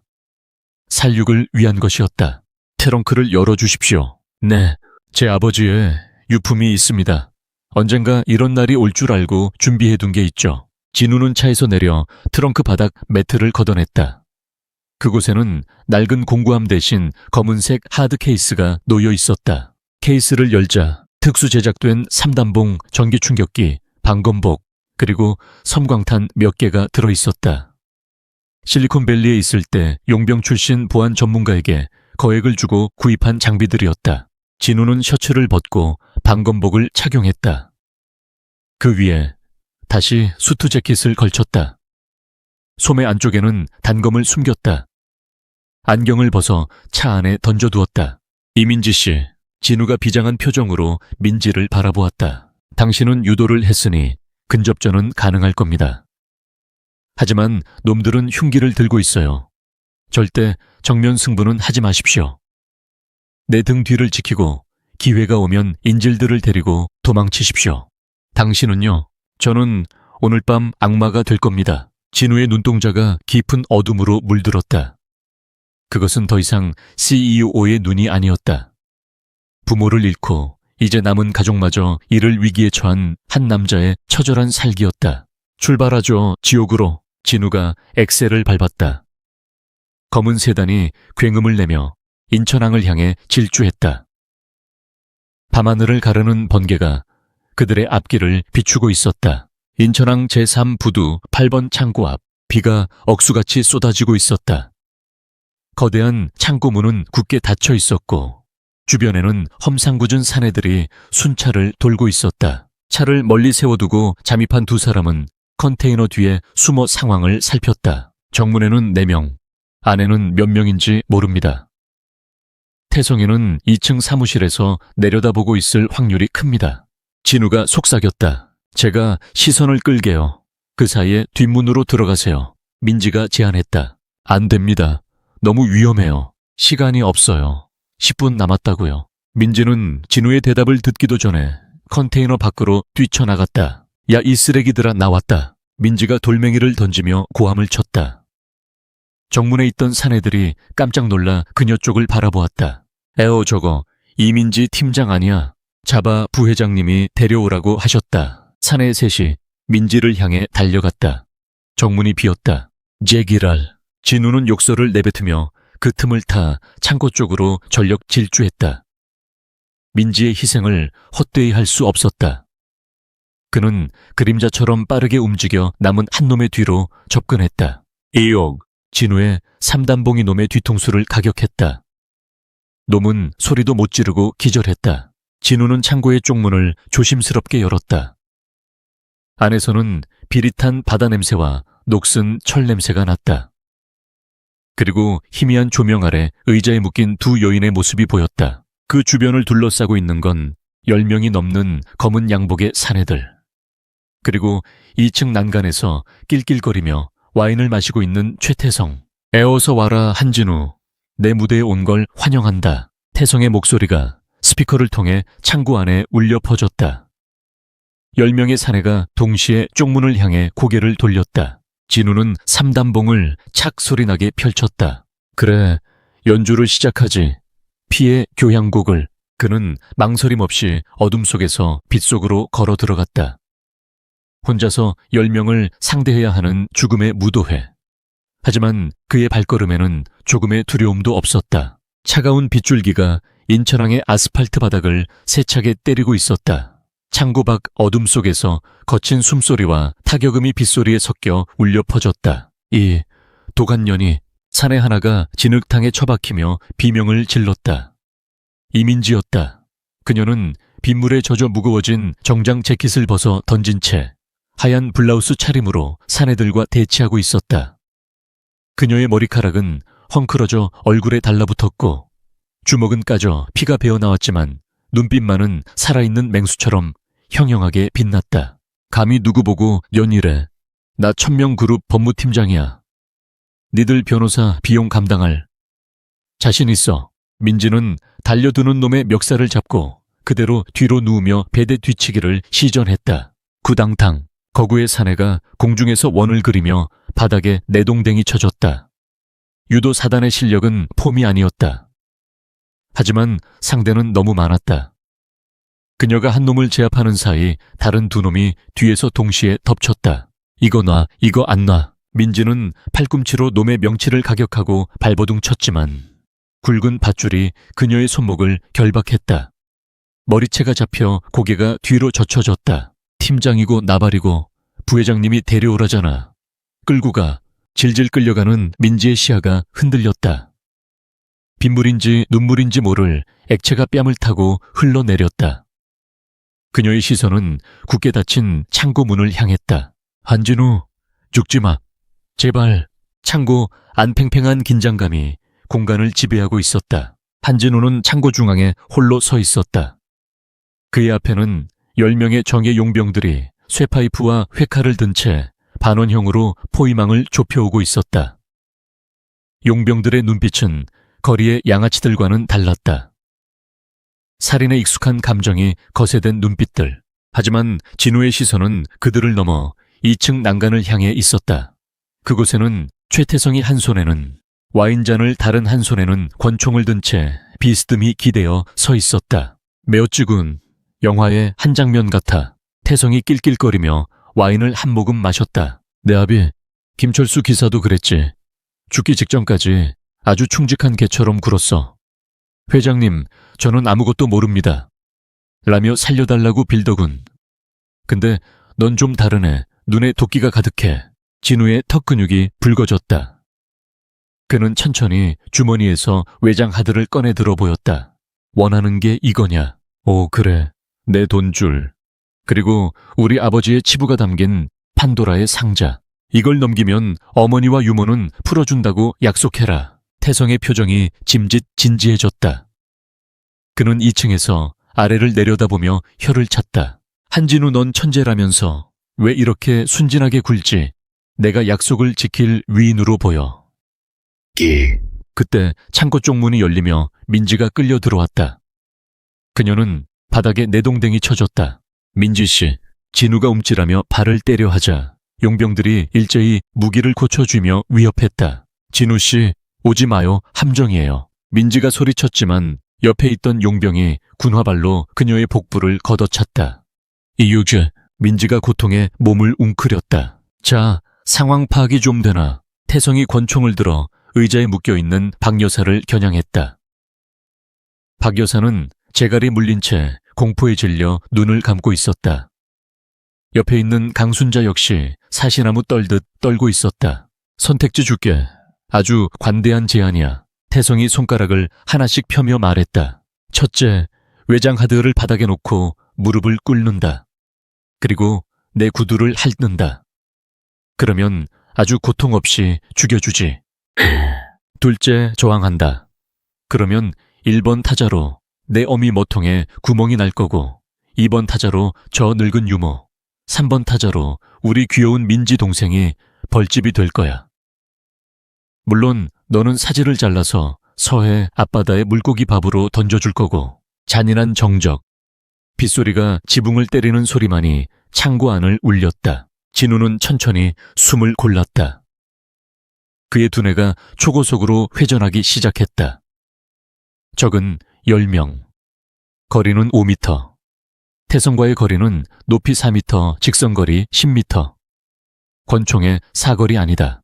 이길 수 있는 확률 0%에 수렴한다. 하지만 지키기 위한 확률이라면 변수를 만들어야 한다. 요하, 진우가 낮게 읊조렸다. 그는 천천히 무릎을 굽혔다. 안 돼. 한진우 무릎 꿇지 마 일어나라고 민지가 울부짖었다. 그녀가 아는 한진우는 누구보다 자존심이 강하고 오만한 남자였다. 그런 그가 원수 앞에서, 그것도 저런 비열한 놈 앞에서 무릎을 꿇는다는 것은 죽기보다 싫은 일일 터였다. 하지만 진우의 무릎은 차가운 시멘트 바닥에 닿았다. 현명한 선택이야. 태성이 광소 쿠앙쇼를 터뜨렸다. 그는 승리감에 도취되어 권총을 든 손을 아래로 내렸다. 긴장이 풀리는 순간이었다. 용병들도 비웃음을 흘리며 경계를 늦췄다. 에어서 받쳐라. 진우는 고개를 숙인 채 외장 하드를 든 손을 바닥으로 내렸다. 그리고 다른 한 손은 재킷 안주머니로 향했다. 지금이다. 진우의 손가락이 안주머니 깊숙한 곳에 있는 핀을 뽑았다. 받아라 초의 태성. 진우가 외장 하드를 바닥에 놓는 척하며 순식간에 손을 들어 올렸다. 그의 손에서 검은 물체가 태성이 서 있는 2층 난간을 향해 날아갔다. 뭐야. 태성이 당황하며 몸을 피하려 했다. 베어엉. 강렬한 백색 섬광과 함께 귀를 찢는 듯한 폭음이 터졌다. 군용 섬광탄, 플래시방이었다. 아, 내 눈. 태성이 비명을 지르며 눈을 감싸쥐고 뒤로 넘어졌다. 2층 난간에서 그가 떨어질 뻔하며 권총을 놓쳤다. 총은 1층 바닥으로 떨어져 미끄러졌다. 동시에 창고 안의 용병들도 시야를 잃고 우왕좌왕했다. 지금이야, 엎드려. 진우가 소리치며 바닥을 굴러 산단봉을 잡았다. 그는 섬광탄을 던지기 직전 눈을 감아 시력을 보호했었다. 지금 이 창고 안에서 앞을 볼 수 있는 사람은 오직 그뿐이었다. 진우는 스프링처럼 튀어올랐다. 그의 목표는 가장 가까이 있던 용병, 브리딱. 3단봉이 정확하게 놈의 관자놀이를 가격했다. 놈이 꼬꾸라지는 동시에 진우는 놈의 손에서 잭나이프를 빼앗아 반대편 놈의 허벅지에 꽂아 넣었다. 유악! 혼란의 도가니였다. 민지씨, 어머니랑 유모 모시고 나가요. 빨리. 진우는 포위망을 뚫고 인질들이 있는 쪽으로 길을 텄다. 민지도 정신을 차렸다. 그녀는 바닥을 기어 묶인 손으로 떨어진 유리 조각을 집어들었다. 필사적으로 밧줄을 끊어냈다. 아이, 개자식들이. 민지는 풀려나자마자 옆에 있던 쇠파이프를 집어들고 비틀거리며 다가오는 용병의 정강이를 후려쳤다. 그녀는 잽싸게 달려가 박 여사와 강순자의 결박을 풀었다. 어머니, 유모 일어나세요. 어서요.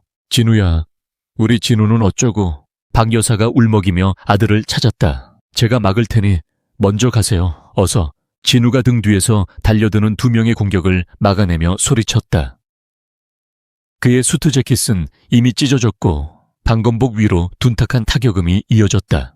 가세요. 저 사람 믿으세요. 민지가 두 노인을 부축하며 뒷문으로 밀었다. 그때 2층에서 시력을 회복한 태성이 피가 섞인 눈물을 흘리며 난간을 짚고 일어섰다. 그의 얼굴은 분노로 악귀처럼 일그러져 있었다. 죽여, 다 죽여버려. 못 나가게 막아. 태성의 고함 소리에 시력을 되찾기 시작한 용병들이 일제히 민지 일행을 향해 달려들었다. 뒷문이 막혔다. 젠장. 진우는 이를 악물었다. 탈출로는 차단되었다. 이제 남은 방법은 하나뿐. 저들을 모두 쓰러뜨리고 나가는 것. 그는 민지 앞을 막아서며 자세를 잡았다. 오른손에는 3단봉, 왼손에는 빼앗은 단검. 이민지 팀장. 네. 민지도 쇠파이프를 고쳐잡고 그의 등 뒤에 섰다. 어머니와 유모를 부탁합니다. 내 등 뒤는 안전할 겁니다.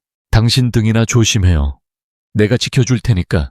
절체절명의 순간 두 사람은 서로의 등을 맞대고 섰다. 사방을 둘러싼 8명의 용병들, 그리고 2층에서 다시 다른 총을 꺼내들고 조준하는 최태성. 2라운드 시작이군요. 진우의 입가에 피 섞인 미소가 번졌다. 와라 이 쓰레기들아. 진우가 먼저 땅을 박차고 나갔다. 그의 움직임은 춤사위처럼 유려했지만 그 끝에는 치명적인 죽음이 서려 있었다. 3단봉이 허공을 가르며 선두의 선놈의 쇄골을 부러뜨렸다. 동시에 몸을 낮춰 단검으로 놈의 아킬레스건을 그었다. 큐아그. 비명소리가 신호탄이 되었다. 용병들이 벌떼처럼 달려들었다. 민지도 물러서지 않았다. 그녀는 유도 기술을 응용해 쇠파이프를 든 놈의 품으로 파고들어 업어치기로 바닥에 꽂아버렸다. 우리 엄마 건드리면 다 죽여버릴 거야. 그녀의 고함이 창고를 울렸다. 하지만 숫자가 너무 많았다. 진우가 3명을 상대하는 사이 다른 두 명이 민지를 향해 쇠사슬을 휘둘렀다. 차차 채찍. 쇠사슬이 민지의 어깨를 감았다. 기약. 민지 씨. 진우가 고개를 돌린 순간 빈틈을 노린 용병의 쇠파이프가 진우의 뒤통수를 강타했다. 배웍. 진우의 시야가 하얗게 번쩍였다. 비틀거리는 그의 옆구리로 또 다른 칼날이 들어왔다. 방검복이 막아주었지만 충격으로 숨이 턱 막혔다. 사장님, 민지가 쇠사슬에 끌려가며 절규했다. 진우는 무릎을 꿇었다. 피가 눈을 가려 앞이 잘 보이지 않았다. 귓가에서 윙윙거리는 이명소리. 이대로 끝인가? 아니, 아직 끝나지 않았다. 어머니가 보고 있다. 민지가 보고 있다. 진우는 흐릿한 시야 속에서 바닥에 떨어진 무언가를 보았다. 아까 태성이 떨어뜨린 권총. 그것은 진우로부터 3m 다가오는 용병의 발밑에 있었다. 0.5초의 판단. 진우는 마지막 힘을 짜내어 몸을 날렸다. 용병의 다리를 잡고 넘어뜨리며 손을 뻗었다. 차가운 금속의 감촉이 손끝에 닿았다. 이 끈질긴 새끼가 용병이 누워있는 진우를 향해 칼을 내리찍으려 했다. 당!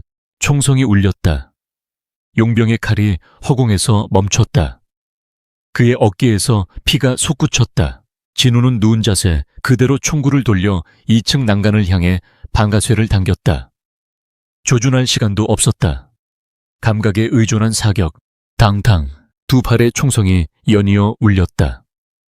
2층 난간에 있던 태성의 바로 옆 기둥에 불꽃이 튀었다. 태성이 깜짝 놀라 몸을 숨겼다. 그 틈을 타진우는 다시 일어섰다. 피투성이가 된 얼굴로 그는 악귀처럼 웃었다. 총갈 5발 남았다. 그는 총구를 남은 용병들에게 겨눴다. 다음은 누구냐? 지옥행 티켓 끊고 싶은 놈 앞으로 나와. 압도적인 살기 사치. 용병들이 주춤하며 뒷걸음질 쳤다. 그들은 돈을 위해 싸우는 자들이지 목숨을 버리기 위해 싸우는 자들이 아니었다. 눈앞의 남자는 이미 인간의 범주를 넘어선 무언가였다. 하지만 그때 창고 밖에서 굉음이 들려왔다. 그그그그궁. 거대한 트럭 엔진 소리 아니면 꽝. 창고의 거대한 철제 셔터가 종이장처럼 구겨지며 뜯겨나갔다.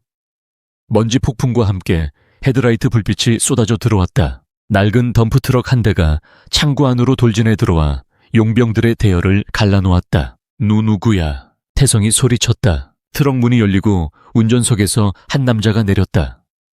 허름한 작업복을 입었지만 그 풍채는 산처럼 거대했다. 손에는 거대한 몽키 스패너가 들려 있었다. 그는 천천히 걸어와 진우와 민지 앞에 섰다. 내 아들과 며느리 될 사람 건드리는 놈들이. 내 놈들이냐? 진우의 눈이 커졌다. 흐릿한 시야 속에서도 그 얼굴은 선명했다. 20년 전 죽은 줄로만 알았던 아버지. 김철수였다. 아, 아버지. 죽음의 문턱에서 기적이 일어났다. 덤프트럭의 거친 엔진 소리가 잦아들기도 전에 김철수는 운전석에서 뛰어내렸다. 그의 손에 들린 거대한 몽키 스패너가 창고의 조명을 받아 서늘하게 번뜩였다. 20년 전 죽은 줄로만 알았던 아버지. 흰머리가 늘고 주름은 깊어졌지만 그 태산 같은 등과 불뚝 솟은 팔 근육은 여전했다. 아버지, 정말 아버지세요. 진우는 피 흐르는 눈을 닦으며 멍하니 중얼거렸다. 현실감이 없었다. 나중에 설명하마. 지금은 청소부터 하자. 김철수는 씩 웃으며 진우의 어깨를 툭 쳤다. 아들 등짝은 맡겨도 되지. 그 한마디에 진우의 혈관 속에 잠자고 있던 뜨거운 무언가가 끓어올랐다. 아버지는 살아있었다. 그리고 지금 자신의 곁에 서 있다. 더 이상 두려울 게 없었다. 물론입니다. 진우가 단검을 역수로 고쳐 잡았다. 뭐하고 있어. 저 늙은이까지 다 죽여버려. 2층에서 최태성이 발악하듯 고함을 질렀다. 주춤하던 용병들이 다시 무기를 들고 달려들었다. 하지만 전세는 이미 뒤집혔다. 김철수는 단순한 운전기사가 아니었다. 그는 거친 공사판과 뒷골목을 전전하며 살아남은 실전 싸움꾼이었다. 그가 몽키 스패너를 풍차처럼 휘두르자 선두에 섰던 용병의 쇠파이프가 엿가락처럼 휘어지며 튕겨나갔다. 강폐역. 어디서 어른 앞에서 쇠몽둥이질이야. 김철수의 박치기가 놈의 안면을 강타했다. 묵직하고 투박하지만 파괴력은 확실했다. 그 옆에서 진우는 정교한 살인 기계처럼 움직였다. 아버지가 힘으로 적의 방어를 부수면 진우가 그 빈틈을 파고들어 급소를 제압했다. 아버지의 투박한 망치와 아들의 예리한 메스, 부자 후지의 콤비 플레이는 완벽한 화음을 이루며 적들을 유린했다. 한편 혼란한 틈을 타 용병 2명이 인질들이 있는 쪽으로 우회했다. 저 할망구들을 잡아 박 여사와 강순자는 구석에 웅크리고 있었다. 강순자는 겁에 질린 박 여사를 자신의 몸으로 감싸 안았다. 오지마 저리가. 민지가 쇠파이프를 휘두르며 막아보려 했지만 부상당한 몸으로는 역부족이었다. 용병 하나가 민지를 발로 차 넘어뜨리고 강순자의 머리채를 잡으려 했다. 그 순간 김철수가 짐승 같은 포효를 지르며 달려왔다. 이 쥐새끼들이. 그는 몽키 스패너를 던져버리고 맨손으로 용병의 멱살과 허리춤을 잡았다. 그리고는 믿을 수 없는 두 괴력으로 놈을 번쩍 들어올려 바닥에 매다 꽂았다. 쾅! 창고 바닥이 울렸다. 김철수는 거친 숨을 몰아쉬며 뒤를 돌아보았다. 그의 시선이 강순자와 마주쳤다. 괜찮소. 강순자의 눈이 커졌다. 20년 전 젊은 시절 남몰래 연모했던 그 듬직한 운전기사 아저씨. 죽은 줄 알고 밤새 울었던 그 사람이 눈앞에 있었다. 철수 씨, 순자 씨, 당신이 왜 여기에? 전쟁터 한복판에서 피어오른 기묘한 재회였다. 김철수의 투박한 얼굴이 붉게 달아올랐다. 이야기는 나중에 일단 내 뒤에 딱 붙어 있으시오. 이번엔 절대 안 놓칠 테니까. 김철수는 두 여인을 등 뒤로 보호하며 자세를 잡았다. 중년의 로맨스는 짧았지만 그가 내뿜는 투지는 더욱 강렬해졌다. 이제 남은 건 최태성뿐이었다. 용병들이 모두 바닥에 뒹굴자 2층에 있던 최태성은 공포에 질려 뒷걸음질 쳤다. 그는 마지막 발악으로 품에 숨겨둔 비상용 권총을 꺼내 민지를 겨눴다. 오지마다 쏴 죽여버릴 거야. 그의 손이 심하게 떨리고 있었다. 진우가 앞으로 나서려 했지만 총구는 민지를 향해 있었다. 섣불리 움직일 수 없는 거리였다. 그때 민지의 눈빛이 변했다. 그녀는 더 이상 떨지 않았다. 그녀는 태성의 눈을 똑바로 응시하며 천천히 일어섰다. 쏴봐. 이 비겁한 자식아. 뭐야, 죽고 싶어. 내 온 평생 아버지가 만들어준 온실 속에서만 살았지. 내 손으로 뭘 쟁취해 본 적이나 있어. 방아쇠를 당기는 것도 내 의진이 아니면 네 아버지의 의진이. 민지의 도발에 태성의 얼굴이 일그러졌다. 닥쳐난 후계자야 선택받은 피라고. 태성이 이성을 잃고 방아쇠를 당기려는 찰나 민지가 몸을 숙이며 전력으로 질주했다. 당! 총알이 그녀의 어깨 위를 스치고 지나갔다. 하지만 민지는 멈추지 않았다. 그녀는 순식간에 2층으로 이어지는 철제 계단을 뛰어올라 태성에게 돌진했다. 태성이 당황하여 다시 조준하려 했지만 이미 민지는 그의 품 안으로 파고든 상태였다. 이건 우리 부모님의 몫이다. 민지는 태성의 오른팔을 잡고 등 뒤로 돌았다. 유도 기술 빗당겨치기. 그녀의 몸이 회전축이 되어 태성의 거구를 공중에 띄웠다. 에왁. 태성은 허공에서 무방비 상태로 날아올랐다. 그리고 2층 난간 넘어 1층 바닥으로 추락하지는 않았다. 민지가 그의 멱살을 잡고 바닥으로 끌어내려 제압했기 때문이다. 그녀는 곧바로 태성의 팔을 다리 사이에 끼우고 꺾었다. 발가로는 왜 꺾기? 아기 내 팔 부러져. 아. 태성의 비명이 창고를 찢어 놓을 듯 울렸다. 이건 내 잃어버린 20년의 몫이야. 민지는 조금의 망설임도 없이 허리를 튕겨 태성의 팔관절을 완전히 꺾어버렸다. 우두둑. 끔찍한 소리와 함께 태성이 거품을 물고 기절했다. 상황 종료. 창고 안은 신음소리와 빗소리만이 남았다. 진우는 비틀거리며 민지에게 다가갔다. 민지는 거칠게 숨을 몰아쉬며 헝클어진 머리를 쓸어 넘겼다. 그녀의 눈에서는 눈물이 흐르고 있었지만 입가에는 후련한 미소가 걸려 있었다. 끝났어요. 사장님, 수고했습니다. 민지씨. 진우가 그녀의 어깨를 감싸 안았다. 두 사람은 피투성이가 된 채 서로에게 의지했다. 그때 멀리서 사이렌 소리가 들려오기 시작했다. 김철수는 박 여사와 강순자를 부축하고 다가왔다. 박 여사는 더듬거리며 아들의 얼굴을 만졌다. 진우야, 다친 데 없니? 괜찮아요, 어머니. 아버지가 도와주셨어요. 박 여사는 믿기지 않는다는 표정으로 김철수 쪽으로 고개를 돌렸다. 그녀의 흐릿한 눈에서 눈물이 주르륵 흘러내렸다.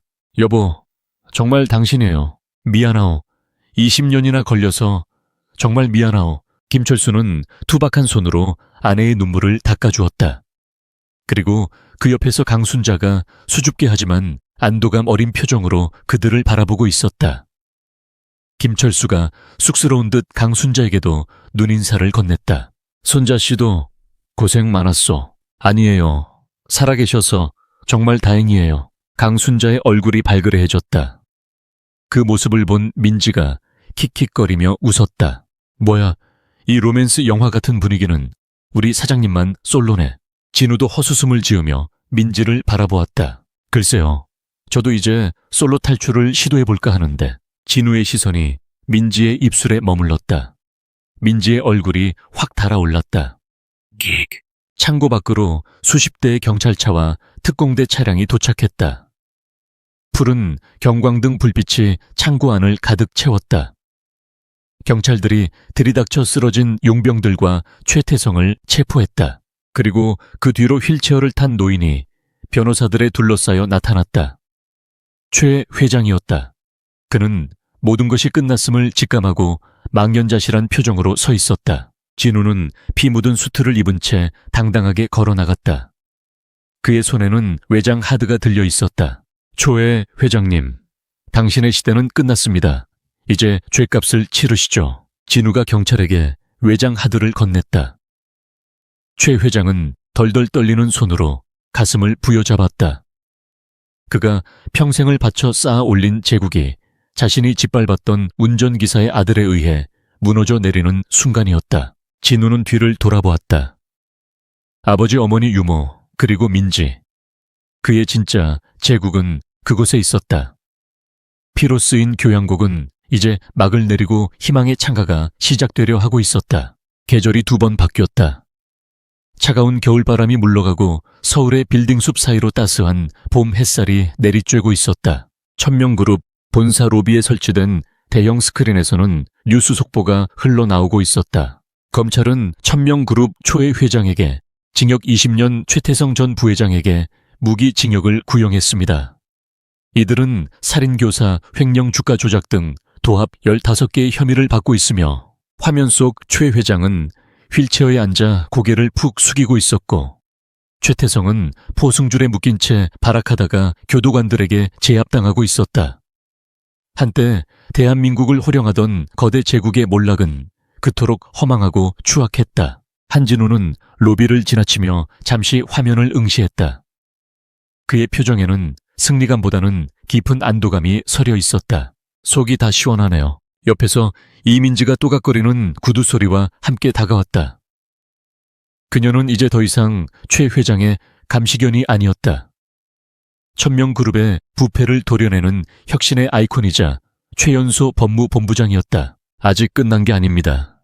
썩은 살을 도려냈으니 이제 새 살을 돋게 해야죠. 진우가 안경을 고쳤으며 말했다. 에우, 저 워커홀릭. 사장님, 오늘 무슨 날인지는 알아요. 주주총회 날입니다. 그거 말고 오늘 저녁에 약속 있잖아요. 민지가 눈을 흘겼다. 진우는 그제야 옅은 미소를 지었다. 알고 있습니다. 늦지 않겠습니다. 대회의실. 6개월 전 진우가 처음 들어와서 모욕을 당했던 그 장소였다. 하지만 공기는 완전히 달라져 있었다. 이사들은 모두 진우의 눈치를 보며 숨을 죽이고 있었다. 이번 분기 영업이익이 전년 대비 해봐 50% 상승했습니다. 불법 자금 루트를 차단하고 R&D에 집중한 결과입니다. 진우가 차트를 넘기며 발표를 마쳤다. 박수가 터져 나왔다. 가식적인 박수가 아닌 진심 어린 존경의 박수였다. 그는 더 이상 운전기사의 아들이라는 꼬리표로 불리지 않았다. 그는 1000명 그룹을 위기에서 구해낸 영웅이자 냉철한 승부사였다. 회의가 끝나고 모두가 나간 텅 빈 회의실. 진우는 상석에 앉아 창밖을 바라보았다. 아베오지, 보고 계시죠? 이제야 제자리로 돌려놓았습니다. 그의 복수는 파괴가 아니었다. 바로잡음 정의이었다. 저녁 한강이 내려다 보이는 루프탑 레스토랑. 진우는 평소보다 더 긴장한 표정으로 넥타이를 만지작거렸다. 맞은편에는 민지가 우아한 드레스를 입고 와인을 마시고 있었다. 왜 그렇게 굳어 있어요? 또 깡패들이라도 나타날까 봐요. 민지가 장난스럽게 물었다. 아니요. 깡패 10명과 싸울 때보다 지금 심박수가 20% 더 높습니다. 네, 왜요? 진우는 품에서 서류 봉투 하나를 꺼내 테이블 위에 올렸다. 결제 바랍니다. 민지는 의아한 표정으로 봉투를 열었다. 그 안에는 두툼한 계약서가 들어있었다. 평생 파트너십 계약서 제1조. 한진우 이하 갑과 이민지 이하 을는 서로의 인생에 대해 무한 책임을 진다. 제2조. 갑은 을에게 평생 맛집 리스트를 제공하고 을은 갑에게 인간적인 감정을 가르친다. 제3조. 위 계약은 죽음이 두 사람을 갈라놓을 때까지 유효하며 중도 해지는 불가하다. 민지는 서류를 읽어 내려가다가 푹 하고 웃음을 터뜨렸다. 눈가에 눈물이 맺혔다. 이게 뭐예요? 프러포즈를 계약서로 하는 사람이 어디 있어요? 가장 법적인 효력이 확실한 방법이라고 판단했습니다. 진우의 얼굴이 붉어졌다. 천재 CEO도 사랑 앞에서는 서툰 소년일 뿐이었다. 그는 자리에서 일어나 한쪽 무릎을 꿇었다. 품에서 작은 반지 케이스를 꺼냈다. 이민지 씨, 당신은 내 인생의 변수이자 유일한 정답입니다. 내 곁에서 평생 나를 감시해 주겠습니까? 민지는 눈물을 닦으며 활짝 웃었다. 좋아요. 근데 특약 조항 하나 추가할게요. 뭡니까? 아침밥은 당신이 하세요. 나 요리 못하는 거 알죠? 합리적인 제안이군요. 수락합니다. 진우는 그녀의 손에 반지를 끼워주었다. 두 사람은 한강의 야경을 배경으로 입을 맞췄다.